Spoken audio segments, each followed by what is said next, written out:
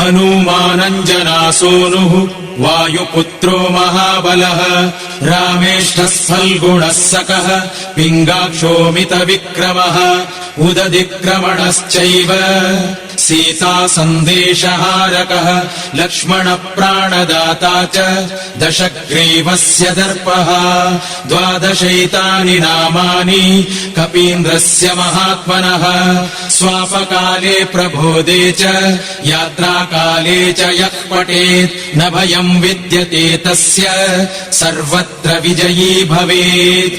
स्वस्ति श्रीहनुमद्12 नाम स्तोत्रम् सम्पूर्णम्।